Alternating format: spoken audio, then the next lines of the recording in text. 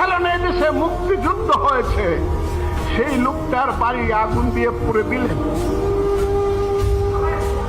সেই বঙ্গবন্ধুর বাড়ি বুলডোজার চালায় দিলেন। কেউ প্রতিবাদ করলো না, সরকার কিছু করলো না, মিলিটারিরা চৌকিদারের ভূমিকায় অবতীর্ণ হইল। আওয়ামী লীগ খারাপ করছে, এই জন্য মুক্তিযুদ্ধ খারাপ। হাসিনা খারাপ করছে, সেই কারণে বঙ্গবন্ধু খারাপ।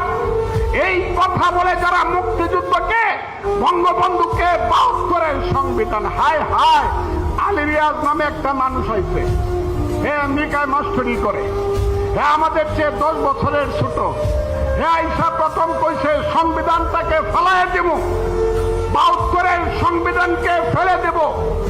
আপনারা কি মনে করেন না এই ৭২-এর সংবিধানটা ৩০ লক্ষ মুক্তিযুদ্ধের শহীদের রক্তের করে লেখা সংবিধান? এটা আপনারা মনে করেন না? ৭২-এর সংবিধান মুক্তিযুদ্ধের ৩০ লক্ষ লোকে শহীদের রক্তের করে লেখা সংবিধান। এইটা সময়ের সাথে সাথে প্রয়োজনে পার্লামেন্টের মাধ্যমে পরিবর্তন করা যাবে, আইনের মাধ্যমে।